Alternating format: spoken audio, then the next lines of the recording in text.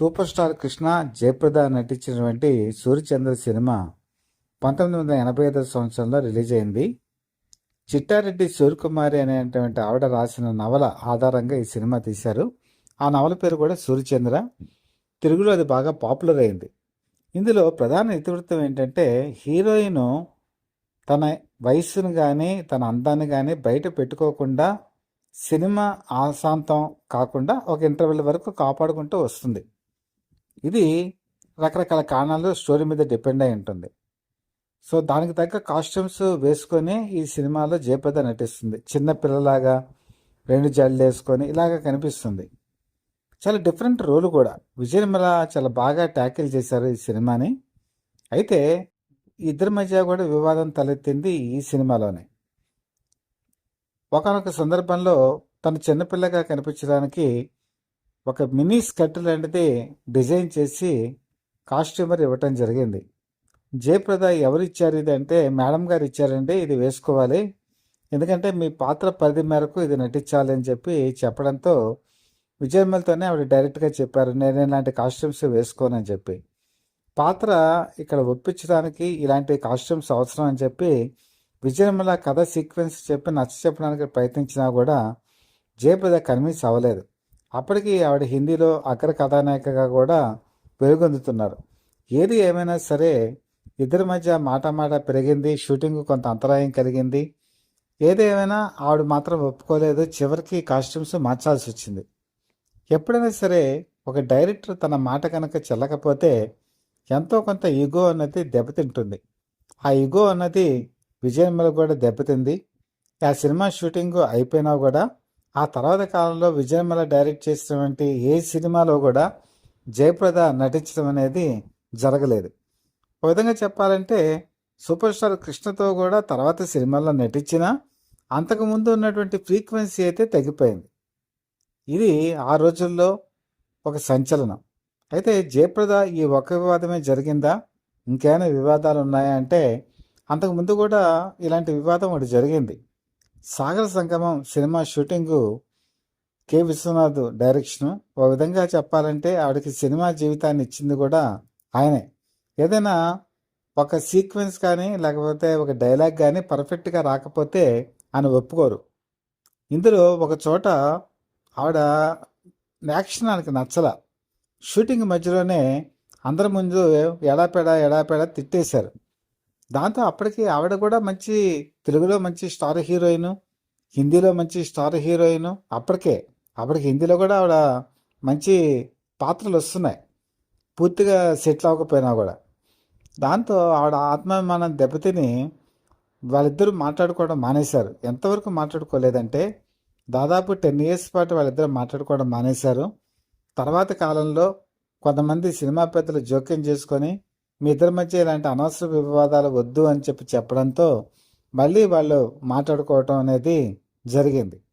ఇంకొక వివాదం జయప్రద విషయంలో జరిగింది ఏంటంటే, దాసరి నారాయణరావు విషయంలో దేవుడే దిగి వస్తే అనేటువంటి సినిమాతో 1975 సంవత్సరాలు ఆయన అవకాశం ఇచ్చారు. రంగు నోడి పెద్ద సూపర్ డూపర్ హిట్. సీతారాములు అయితే ఇంకా చెప్పనాలు కాదు. మేఘ సందేశం, స్వయంవరం ఇలాంటి బ్లాస్ట్ హిట్లు ఆయన ఇచ్చారు. అయితే మేఘ సందేశం సినిమాకి వచ్చేటప్పటికి, మేఘ సందేశం సినిమా పూర్తయి రిలీజ్ అయిన తర్వాత జయప్రద ఒక ఆరోపణ చేశారు. ఈ సినిమా తను కేవలం గ్లామర్కి మాత్రమే వాడుకున్నారు, పెర్ఫార్మెన్స్ ఓరియంటెడ్ అంతా కూడా జయసుధకే ఇచ్చారు అని చెప్పేసి ఆవిడ ఒక కామెంట్ చేయడం జరిగింది. దానికి దాసరి నారాయణరావు నొచ్చుకున్నారు కూడా. ఆయన కూడా పత్రికాముఖంగా చెప్పారు, జయప్రద మంచి టాలెంట్ ఉన్న వ్యక్తి, నేను ఎప్పుడు అలా ఆలోచించలేదు, ఏ పాత్ర ఆ పాత్ర మేరకే నేను నటింప చేశానని చెప్పినా కూడా 1982 తర్వాత వాళ్ళిద్దరి మధ్య గ్యాప్ వచ్చింది. అయితే మధ్యలో మీరు సినిమాలు చేయలేదా అంటే చేశారు. ఎక్కడ తాండ్ర పాపారాయుడు, గోపీకృష్ణ మూవీస్లో కృష్ణరాజు తన బ్యానర్ అని చెప్పి తీసుకోవడం జరిగింది. అలాగే విశ్వనాథ నాయకుడు ఈ సినిమాలో కూడా ఆవిడ నటించారు. కానీ ఏదేమైనా సరే దాసరి నారాయణరావుతో అంతకుముందు ఉన్నటువంటి ఫ్రీక్వెన్సీ తగ్గిపోయింది. 1996 ఆవిడ రాజ్యసభ ఎన్నిక అయినప్పుడు ఆవిడ తెలుగుదేశం పార్టీలో ఉన్నారు. అంటే యాక్చువల్గా నిజంగా చెప్పాలంటే 1994 సంవత్సరంలోనే ఆవిడ తెలుగుదేశం పార్టీలో జాయిన్ అయ్యారు. అప్పటికి కాంగ్రెస్ పార్టీలో దాసరి నారాయణరావు ఉన్నారు. ఆయన వద్దు కాంగ్రెస్ పార్టీలో చాలామంది ఒక విధంగా రికమెండేషన్ చేసినా కూడా దాసరి నారాయణరావు మాట వెళ్ళలేదని ఆయన కోపం ఉండేది.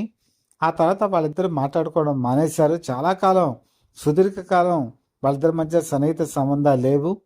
తర్వాత కాలంలో సోహన్ బాబు, సూపర్ స్టార్ కృష్ణ ఇద్దరు జోక్యం చేసుకోవడంతో వాళ్ళిద్దరూ కూడా మాట్లాడుకోవడం జరిగింది. ఇక దాసరి నారాయణరావు చివరి రోజుల్లో జయప్రద తరచూ వెళ్ళి కలవటం, మాట్లాడటం కూడా జరిగింది. కాబట్టి జయప్రద చాలా సున్నిత మనస్కురాలు. ఎంత సున్నిత మనస్కురాలంటే దేవుడే దిగి వస్తే సినిమా అని చెప్పాను కదా, అందులో ఆవిడకి స్విమ్ సూట్ వేసుకోవాల్సిన సందర్భం ఒకటి వస్తే ఆవిడ వేసుకోనని చెప్పి భీష్మించుకొని కూర్చున్నారు. దాసరి నారాయణరావు అర్థం చేసుకొని ఆవిడ మనోభావాల్ని ఆకలింపు చేసుకొని చివరికి స్విమ్మింగ్ పూల్లోనే ఆవిడ నుంచోపెట్టి ఆ సీన్ ఓకే అని చెప్పి అనిపించుకున్నారు. ఆయన ఎప్పుడు అంటూ ఉండేవారు, చాలా చిన్నపిల్ల మనస్తత్వం అమ్మాయిది, జాగ్రత్తగా చూడండి, ఆ పాత స్వభావం దెబ్బతినకుండా చేయాలని చెప్పి ఆయన తరచుగా చెప్తూ ఉండేవాళ్ళు కూడా షూటింగ్లో. కానీ ఒకసారి పొరపాటు దొల్లుతూ ఉంటుంది. ఇది ఎవరు కావాలని చేసింది కాదు, అనుకోకుండా జరిగినవే ఒకసారి మనస్తాపానికి దారితీస్తాయి. జయప్రద చాలా మంచి వ్యక్తి, మంచి నటి, అలాగే దర్శకులు కూడా చాలా మంచివాళ్ళే. కోపంలో ఆవేశం అనేది ఎలా ఉంటుందంటే, షూటింగ్ అనేటప్పటికీ చాలా ఒత్తిడి ఉంటుంది.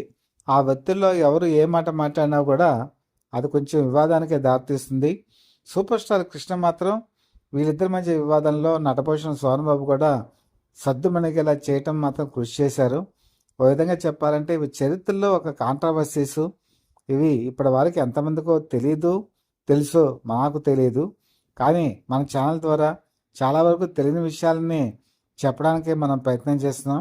మీకు కనుక కంటెంట్ కనుక నచ్చినట్టయితే లైక్ చేయండి, బెల్ ఐకాన్ ప్రెస్ చేసి సబ్స్క్రైబ్ చేసుకొని మీ బ్లెస్సింగ్స్ మాకు అందజేయవలసిందిగా మనస్ఫూర్తిగా కోరుకుంటూ, మీ మిత్రుడు శ్రేయోభిలాషి, Satyavardha people live TV chief editor DVSS Krishnaprasad.